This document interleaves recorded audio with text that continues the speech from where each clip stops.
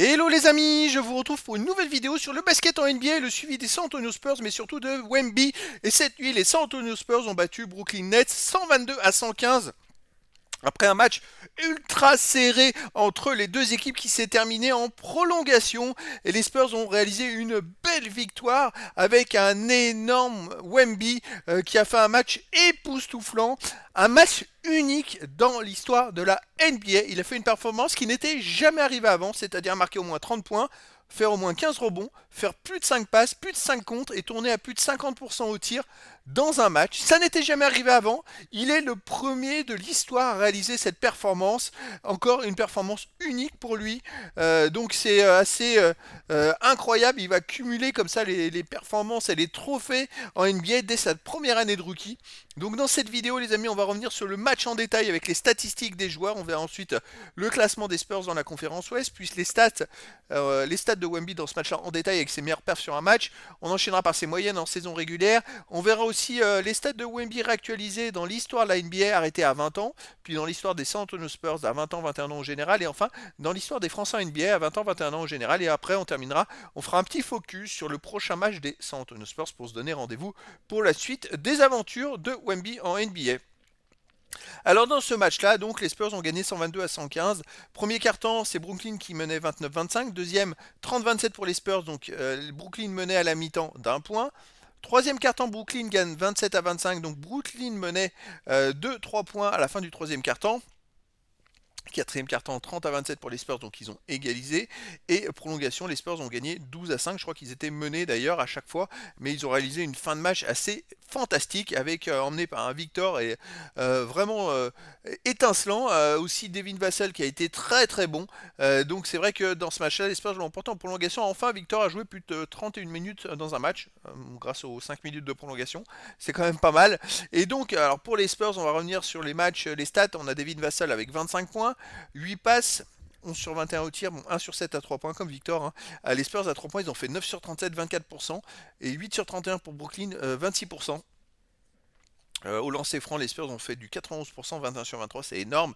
Brooklyn, 68%, 13 sur 19, voilà. Après les stats, les rebonds, les passes, les interceptions, les stats sont à peu près les mêmes pour les deux équipes, si ce n'est les Spurs qui ont perdu 17 ballons et 12 de perdus par Brooklyn. Et c'est pour ça qu'il y a très peu d'écart au final. C'est vrai que ça se joue à l'adresse des lancers francs et au ballon perdu. Alors sinon pour les Spurs, on a Jérémy Sochan, il fait que 1 sur 8 au tir. Hein.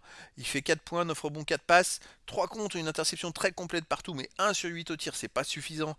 Après Trish Jones, 11 points, 7 passes, 4 rebonds, 3 interceptions, 24 points. Keldon Johnson a 12, 8 sur 12 au tir, donc 5 sur 8 à 3 points. Il a fait un énorme match en attaque. Et donc Victor qui a emmené toute cette équipe à la victoire. Côté Brooklyn, on a Dennis Schroeder avec 19 points, 7 passes. Michael Bridge avec 14 points, 7 rebonds, 5 passes. Carl Cam Thomas qui fait quand même 31 points, 5 passes, 3 rebonds. Sinon, on a Nick Claxton, 11 points, 14 rebonds. Et puis en sortie de banc, on a deux joueurs qui ont marqué plus de 10 points. C'est une équipe qui est plutôt collective où il y a tout le monde qui participe en attaque dans les matchs. Allez, les Spurs dans la conférence Ouest, ils sont toujours derniers, mais plus qu'à 4 victoires de Portland Trail Blazers.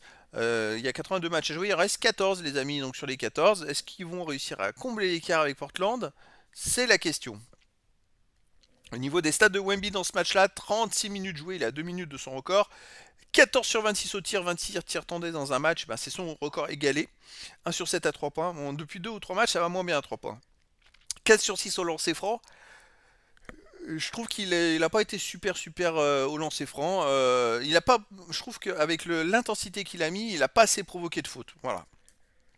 4 rebonds offensifs, 11 défensifs, 15 rebonds au total, 7 passes décisives, aucune interception, 7 contre, 4 ballons perdus, une seule faute, plus 5 quand il est sur le terrain. Et c'est vrai que c'est un match ultra complet. Voilà, c'est le premier de l'histoire. Victor a réalisé au moins 30 points, 15 rebonds, 5 passes et 5 contre en tournoi à plus de 50% de tir dans un match NBA. Une nouvelle performance extraordinaire. Allez, dans sa carrière, maintenant il est en 60 matchs joués. Il lui manque plus 5 matchs pour entériner les stats de cette année.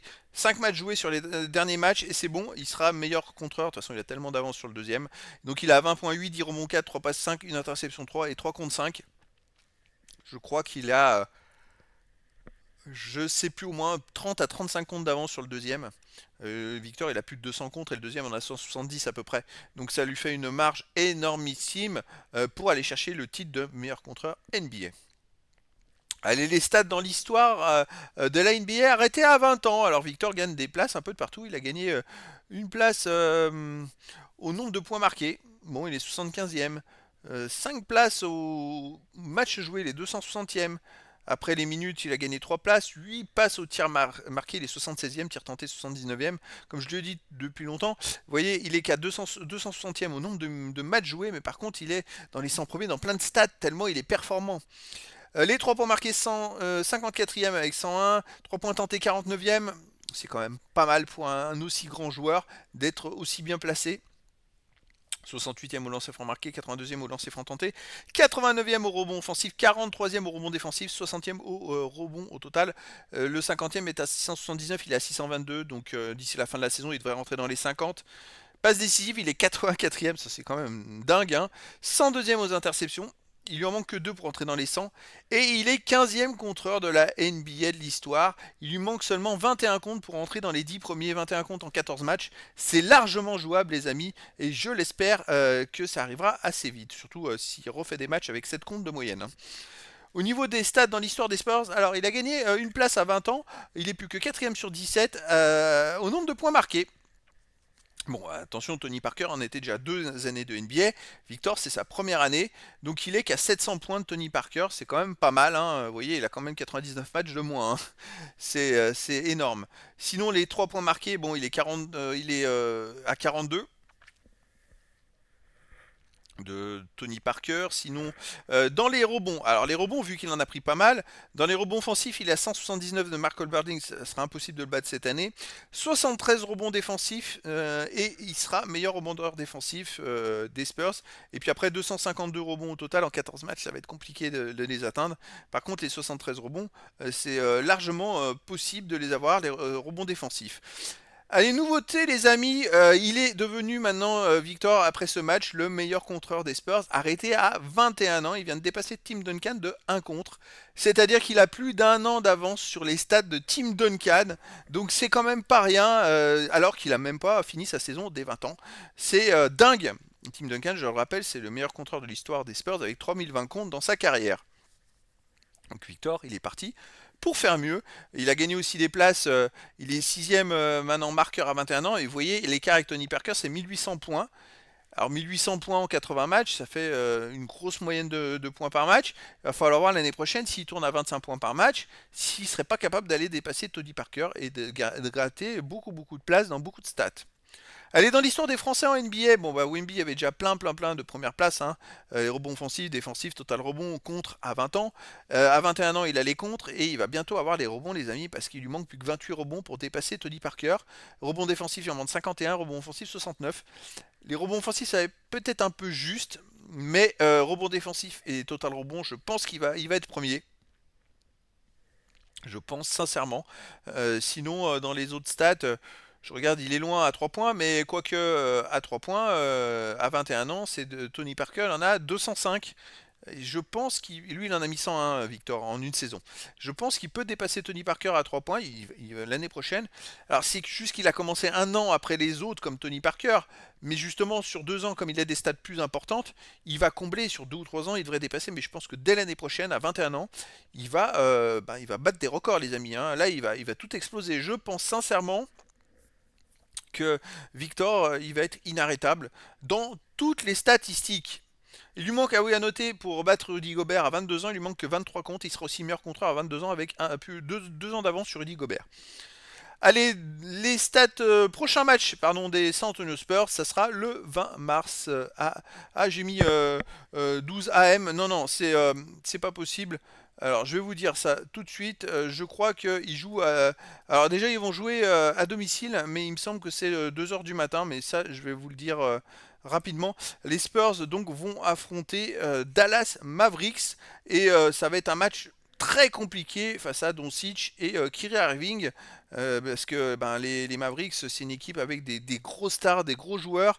Donc je sais pas comment ça va se dérouler, mais c'est vrai qu'il va se retrouver avec plusieurs joueurs. Bah, il y a plusieurs joueurs dans la raquette à qui il va falloir défendre et ça va être très compliqué. Alors je vous dis tout de suite l'heure des Spurs pour le prochain match, ça sera 1h du matin, heure française. Je vais le changer d'ailleurs en même temps, comme ça. 1h du matin, heure française. Et ça sera aux États-Unis encore le 19 mars. Et donc, San Antonio Spurs reçoit Dallas Mavericks. Les Spurs, c'est 15 victoires, 53 défaites. À domicile, 8-24. Dallas, c'est 39-29 et 18-14 à l'extérieur. Donc, une très grosse équipe à venir pour un match et un gros match à nouveau en espérant un très bon victoire. Et donc, bah, je vous ferai une vidéo bilan de ce match, bien évidemment, comme je le fais d'habitude, dans la journée du 20 mars. Voilà les amis, je vous dis à très bientôt pour une nouvelle vidéo.